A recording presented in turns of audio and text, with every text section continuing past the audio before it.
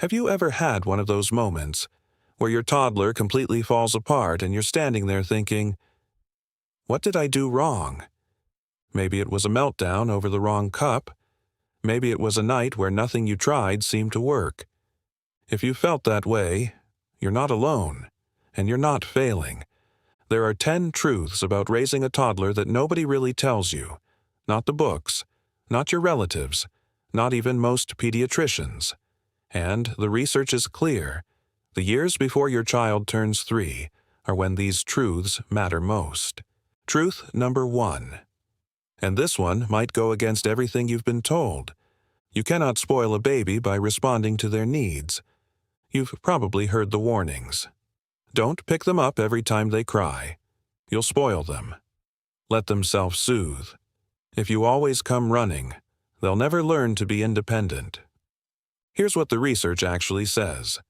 John Bowlby spent decades studying what children need most in their early years. And what he found was simple. Children need to feel that when they signal a need, someone responds.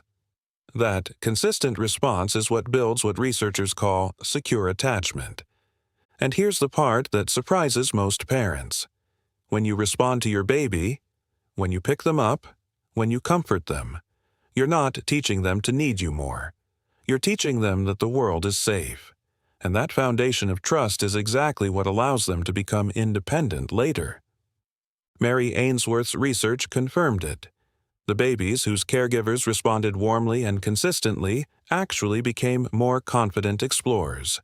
They moved away, tried new things, took risks, because they knew someone was there if they needed them. A child who is responded to learns. I matter. My signals work. I am safe. So the next time someone tells you you're spoiling your baby by picking them up, you can tell them, I'm building a brain. Truth number 2. Your calm is way more powerful than you think. When your toddler melts down, and they will, many times, your first instinct might be to match their energy, to raise your voice. And honestly, that makes complete sense. Their chaos is overwhelming. But here's what's happening in your child's body during a tantrum. Their nervous system is flooded. They've lost the ability to regulate themselves, because that part of the brain isn't developed yet. They are not choosing to fall apart. They are falling apart, and they need something to hold on to. That something is you. Developmental scientists call what happens next co-regulation. Your child's nervous system literally looks to yours for cues about whether it's safe to calm down. When your voice stays low and steady, when your body stays relaxed, when you get down to their level instead of towering over them, your child's nervous system starts to sync with yours. You are lending them your calm. And when you yell back, not because you're a bad parent but because you're human and exhausted, their nervous system reads that as more danger, and the storm gets bigger. This doesn't mean you have to be perfect. It means that in that moment, the single most powerful thing you can do is take 3 slow breaths before you respond. Lower your voice instead of raising it. Sit down instead of standing over them. You don't have to say the perfect thing. You just have to be the calmer body in the room. Your calm isn't passive. It's the most active thing you can do. Truth number 3. And this one changes everything about how you see tantrums. Your toddler isn't giving you a hard time. They're having a hard time. Read that again, slowly. They're not giving you a hard time. They're having one. When your 2-year-old screams because you cut their toast the wrong way, they're not manipulating you. They're not trying to ruin your morning. Their brain is genuinely overwhelmed, and they have no way out on their own. Here's the science behind it.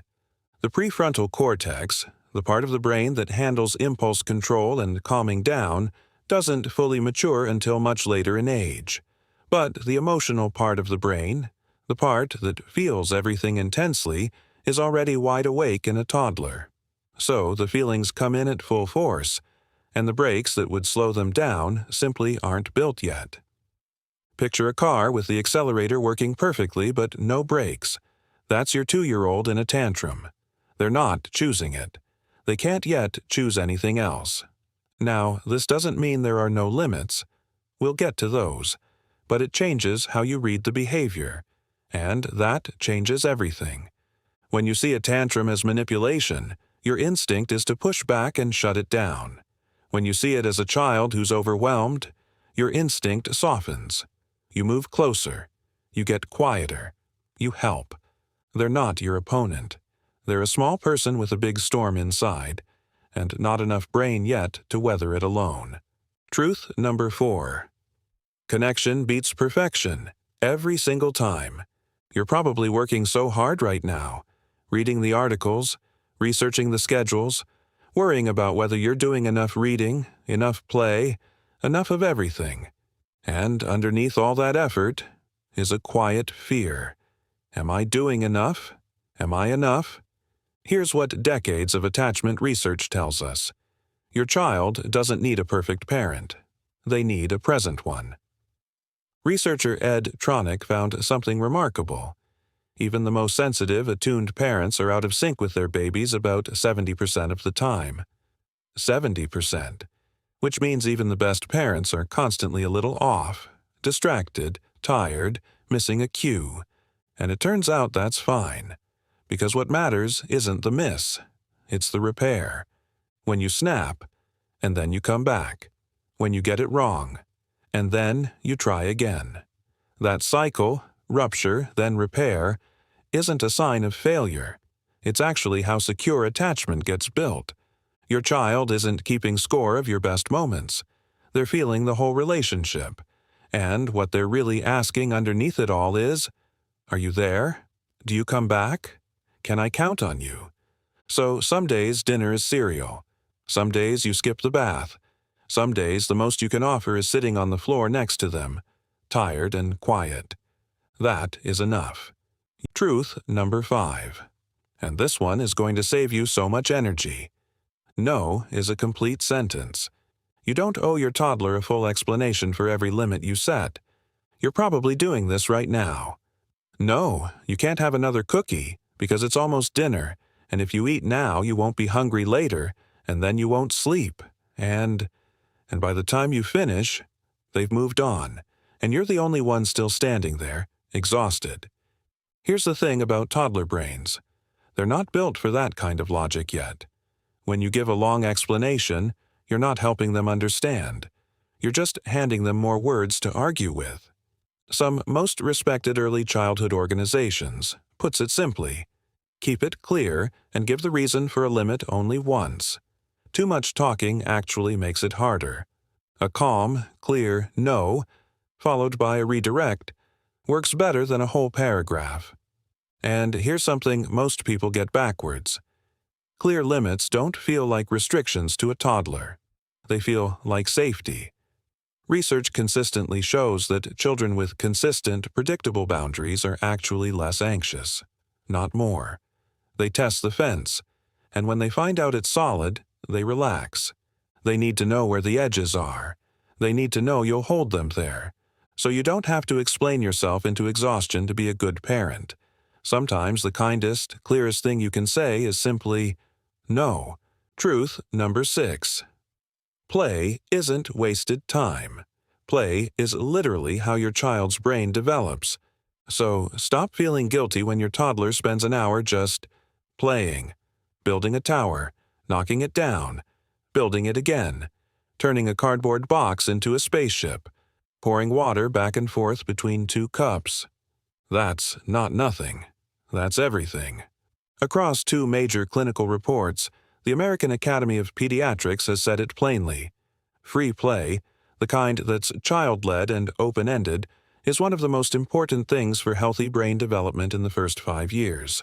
When your child plays, they're practicing problem-solving. They're learning to handle frustration, because the tower falls, and they have to decide what to do with that feeling.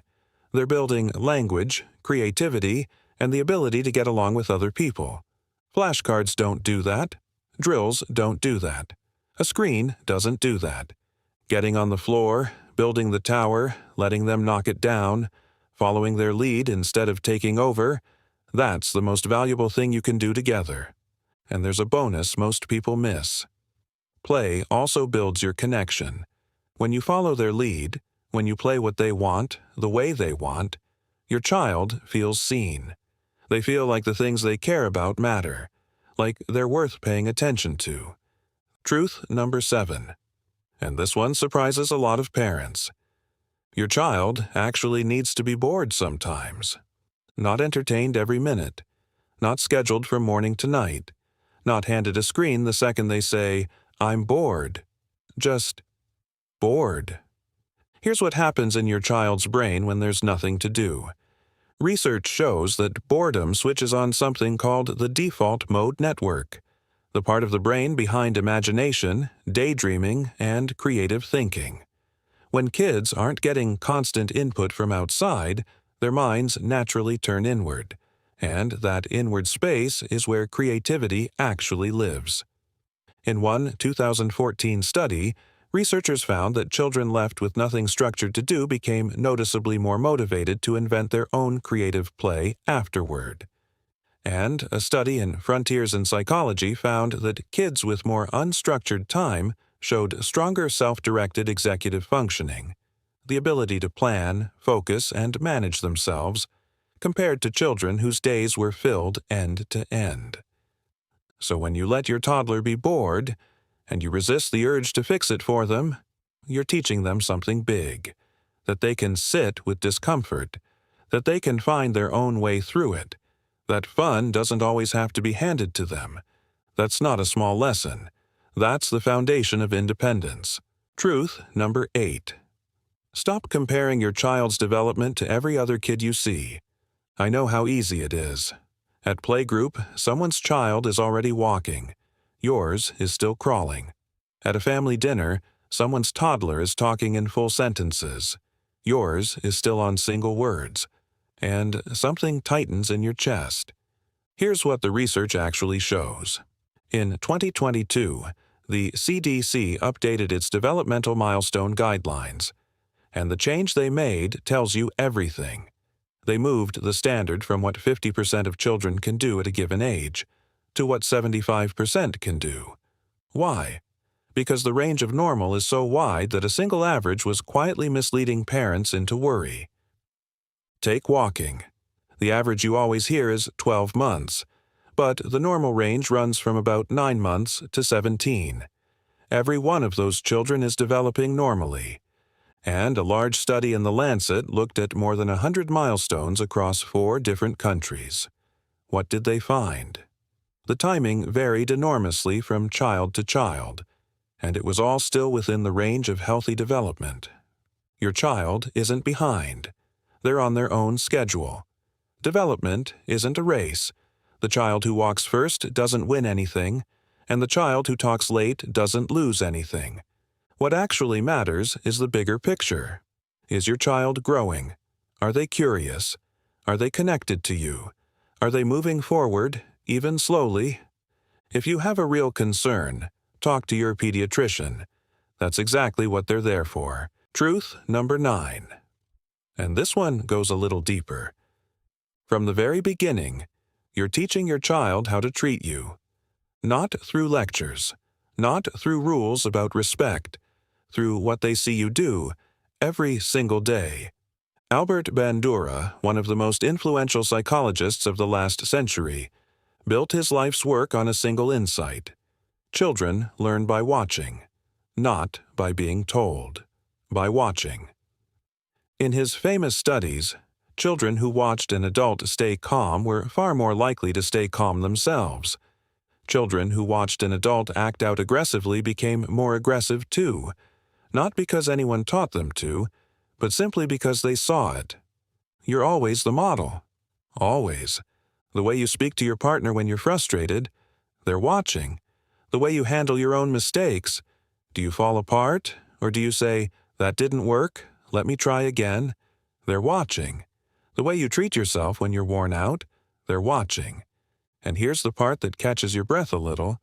The way you speak to your child slowly becomes the voice inside their head. Your tone, your patience, the words you choose, those become the way they'll one day speak to themselves. This isn't about being perfect. We've settled that already. It's about being intentional.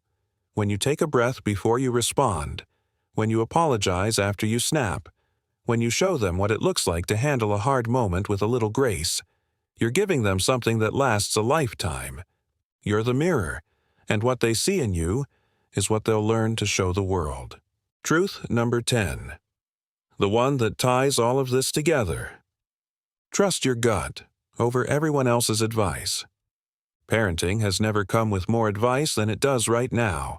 Every app, every article, every comment section, every well-meaning relative, all of them with strong opinions about what you should be doing differently.